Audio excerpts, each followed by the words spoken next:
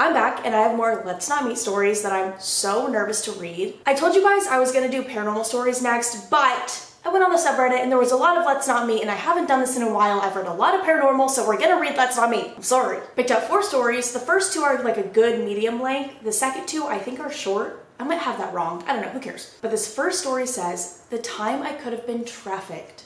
Hi, I recently posted another story as I've been binging your storytelling videos and I just keep getting reminded of scary shit that's happened to me. This happened to me about 6 or so months ago. At this time, I was working 2 jobs and was serving at a restaurant most nights. I was really bad about having cash on me and my tip money was my main source of income, so I would always leave my shift and go straight to deposit my money at the ATM. The bank that I used was literally right next to a well-lit neighborhood market, so I usually felt pretty at ease going here because it was always a fast trip and there were people nearby. For some context, I live in a relatively small city, but we have a lot of crazy trafficking issues.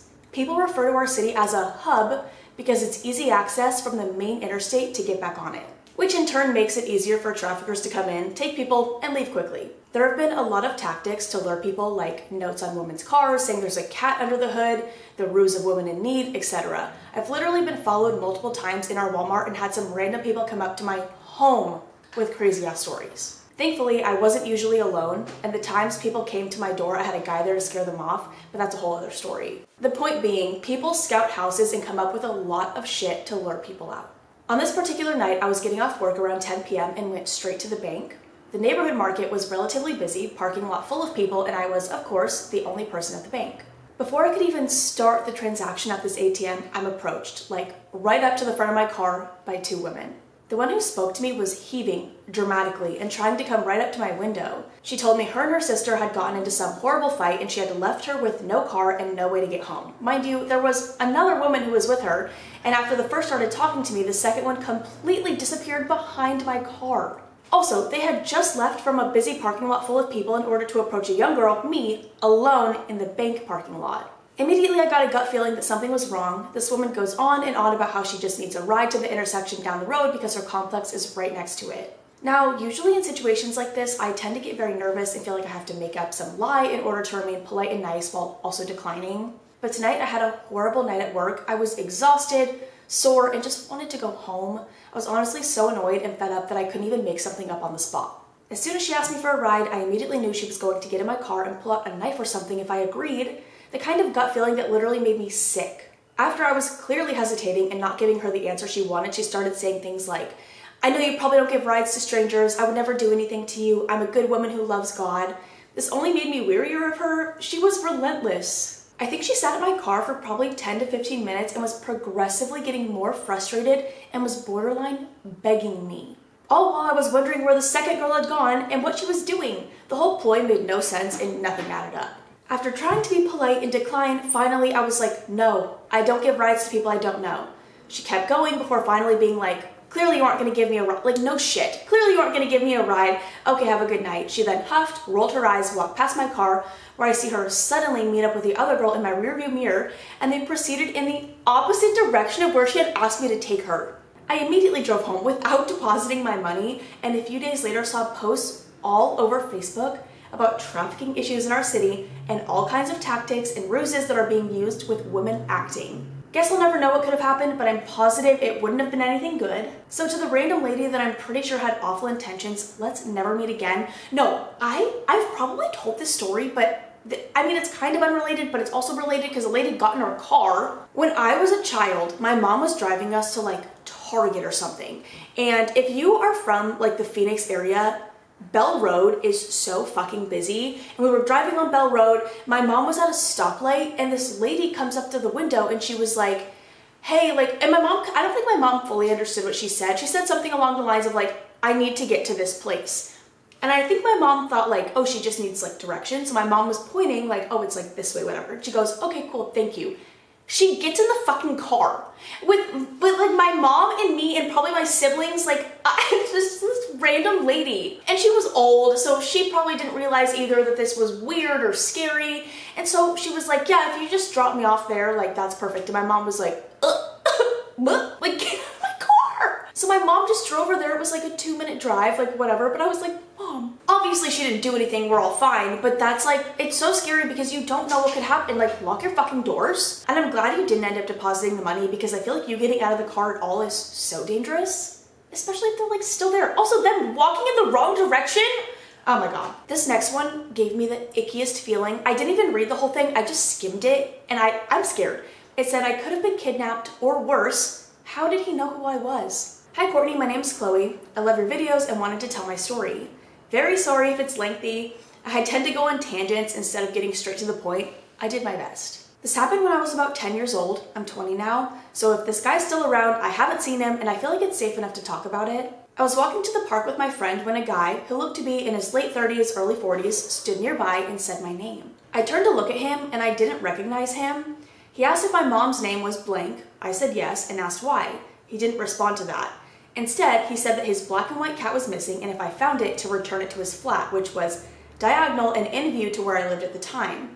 Wanting to get away, I said okay and we continued walking. I had forgotten about that until about a week or so later. My friends and I set up our own little shop selling items we had made. I forgot where the guy said he lived and our setup happened to be directly outside of his block of flats. We're doing our thing when I hear a male voice shout, "Hey," from up high. It was him. I look up and he says, "You know you don't have to sell things to make money." I remember just being confused and then terrified. Next thing I know, he's come down to the security door of the flats and motioned me over. Being the silly, naive kid I was, I went. Went inside the block of flats, made sure to keep one hand on the security door because at this point, his hand was holding my arm. He said that if I modeled for him, he would give me a lot of money. I can't remember the amount he said, but it was definitely a lot for a 10-year-old to hear. I replied back with, "My mom's been thinking about getting me into modeling so I can mention it to her," and he said, No. Don't say anything about the conversation to her." I may have been stupid enough to go inside the block with him, but I was not that stupid. I said okay so I could leave and excuse myself from the situation to go back to my friends. Later that night, I couldn't sleep and decided to tell my mom everything. Went through a lot of police and legal stuff. They struggled to get him to go into the station and give any statements. He always seemed to be unwell. Yeah. A long while later, my mom gets a call. The police said that they couldn't tell us anything, but he won't be stepping foot back in this town again. And when my mom asked how they knew for sure, they couldn't give her an answer. Who knows what he was actually up to? My guess is maybe they couldn't give us any information, that I may have not been the only one. So to the guy who somehow knew me and tried to give me a dodgy modeling gig, let's not meet again. No, that's fucking disgusting and so scary. And I'm glad, I feel like at 10, I wouldn't even think about that kind of stuff. But I feel like it's so much more prevalent now, so maybe, I don't know, dude. I just love that the first reply, the first comment on this says, "Hope he got shot." No, actually. It is really scary that he knew your name and your mom's name. And I'm scared that he would just release a cat so that you would bring it back to him. I don't know. Oh my God, that's so scary. I'm glad you've never seen him again, and I'm glad he will never step foot in this town. Third story says, the time I almost got kidnapped. Hi, been watching your videos for over a year now and wanted to share my stories. I'm currently 18. This story happened when I was 16. I'll be changing names to keep everyone safe. My first story starts on a cold January morning when I was walking to the bus stop. About 6:25 in the morning, I put on my coat and boots and head out to walk to the main road to the bus stop for school. I walk my normal route, and so far everything's good. I saw the deers eating the dead leaves on the ground and almost slipped a couple times on the ice. There's a road that connects the road I'm walking on, and I memorized the cars that live on that road. So when I saw this white-ass van pull out that I had never seen before, you can already tell that I don't like it. I start to walk faster, and the car starts to drive a little faster. I look ahead to the bus stop, and my friend, let's call him Levi, isn't there yet. And in my head, I'm like, great. The car idling behind me wasn't going ahead of me when I walked in the grass for it to drive past me. It just stayed behind me. I arrived to the bus stop and waited. The white van pulled up to the side about 10 feet away from me, turned off the headlights, and the driver just stared at me. He was middle-aged with a beard, but it was dark, so I couldn't see any distinct features. He just watches me, and then Levi arrives and he says, "Who is that?" I told him that the car was following me, and he said, "Do you want me to call the police?" I said no, because the guy didn't actually do anything. It just was kind of creepy. And then the other kid, Matt, came to the bus stop and told us the van had an Ohio plate. I live in Michigan. Levi said if the guy tries anything, he will stop him, and I felt really safe with him. Down the road, we see the bus coming, but there's a car with super bright lights that pulls out of the road, and I kid you not. When the lights shined on the van from behind, we saw cages in the back of the van with ropes, some sort of shadows, ropes and cages. The bus stopped and we got on. I told the bus driver and she notified the police, but when they got there, he was gone. I don't know what would have happened if Levi never came, but I don't think it would have ended well because other than us, nobody walks on the road I live on. I've been stalked, almost kidnapped before, but that was the scariest experience I have ever had. No, like I'm still stuck on cages. Thank you if you read this. I love you. Oh, and to the guy that almost kidnapped me, let's not meet again. No, I just can't. I mean, I feel like it could be something innocent. It totally could, but I don't care. Maybe he has a dog grooming service or like a dog transportation service, so he has leashes and cages. I don't know. That's me being nice. I don't care. He's scary. He's creepy. The fact that he was fucking following you going slow, because think about it. Like you're walking, the car if they want to be behind you, they're just rolling. Why would you be rolling through a neighborhood? Don't like it. Glad you're okay, and glad Levi was there. And Mac, I think. This last story says, to the man who didn't make a sound, this one also just gives me the ickiest feeling. Hi, this is very short and probably just something stupid, but I hope you enjoy. This happened at my job, Sonic. I, female, then 19, just parked behind my job and got out to head to my 4 p.m. shift. There were no cars anywhere near me, and I realized I forgot my name tag in my car. So turning back around, I opened my door and began to dig in the middle to try to find it. I dug for a good minute before I found it at the very bottom. I remember stepping back from my car and turning to face my job when I saw this man standing halfway out of his car. He had one leg in the car while the other was out, as if he was trying to quietly step out, but I caught him before he could. He like randomly spawned behind my car.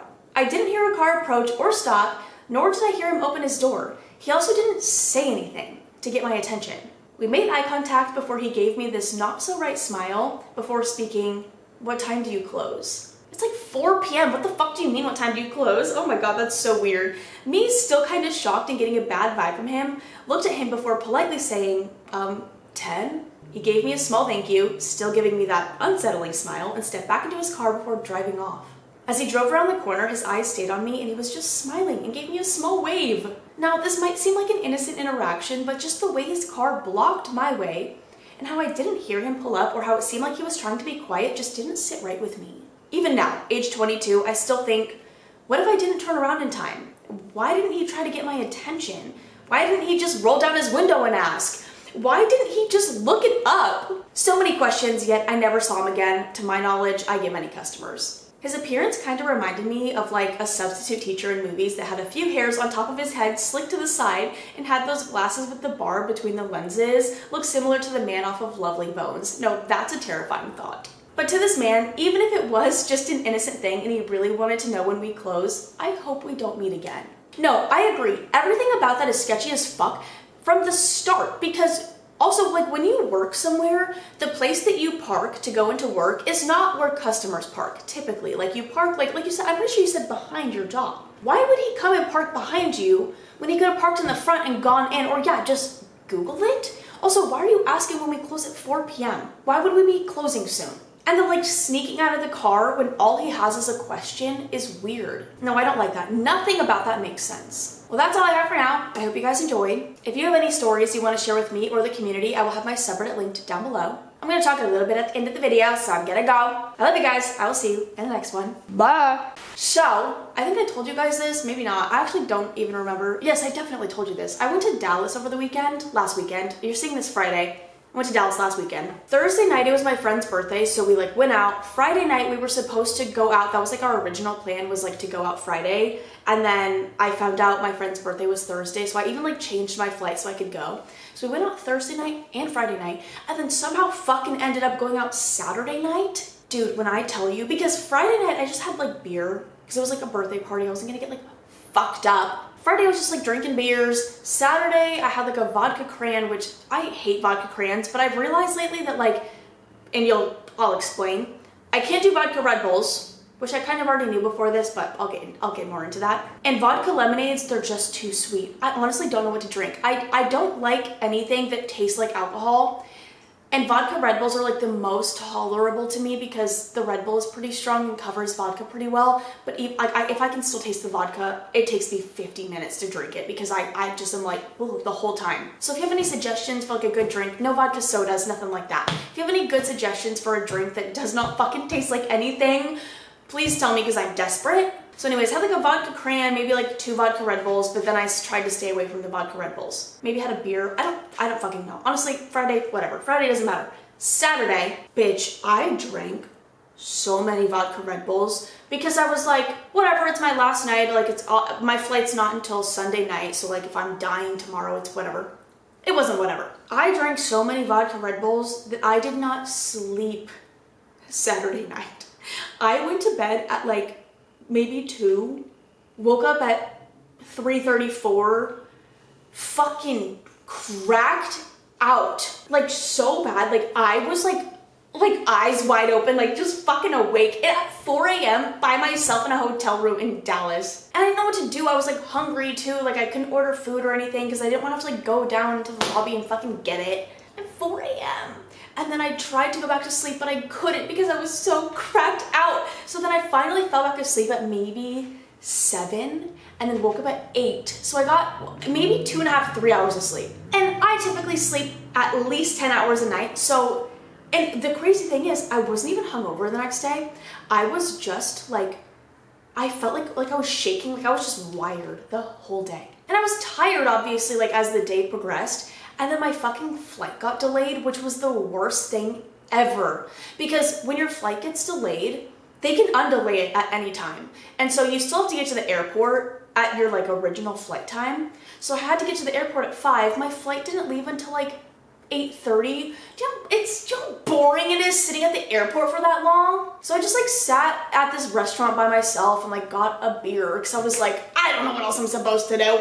I got a beer because I thought maybe that would make me feel better too because I was kind of getting hungover as the day went on because I didn't sleep. Normally my hangover hits after I like sleep. My cats are fucking running around, sorry. So I had a beer because I thought it would make me feel better, and I also like wanted to be kind of tired, more tired for my flight. So I was like, oh, I'll have a beer because beer makes me sleepy. Because I wanted to sleep the whole flight. I needed to sleep like desperately. So I went to this little like restaurant bar in a little booth by myself, had a beer and a sandwich. And then I just sat there honestly for like an hour and a half. They probably hated me. They're like, get out. And then I just like sat by my gate for a little bit, but it was so boring. Like walked around, did a lap, you know? And then I even upgraded my flight because I usually fly Southwest. I don't know why. I upgraded my my boarding position to like A3. I paid like $60 to do that because I was like, I just want to get on the plane and fall asleep. I was exhausted. So I get on, I'm sitting kind of close to the front, which I also never do. Like I always go towards the back because I check a bag, so I don't care if I'm up. Like I don't care when I get off the plane. I have to wait for my bag anyways. I sat like in the fucking front, and then nobody sat in my middle seat, thank God. But I couldn't fall asleep. I tried so hard, but every time I would like fall asleep, I'd do the jerk thing, you know, the fucking annoying. The guy next to me is probably like, can you stop? Like the boing, you know, whatever. And then I tried to like pull my knees up and like lay my head like that, whatever, but it just, nothing worked. I couldn't fucking, I slept maybe like 20 minutes, but like not good sleep. It was like jerking constantly. So then I just ended up watching TV, and I was like, oh, I'm just like so fucking tired. So I land at 10 something, and it's like technically 11 in Dallas, so I'm even more tired because it's later for me, whatever. And then it takes forever to get my bag, and then I have to go on the fucking tram to get to my car. I didn't get home till 11.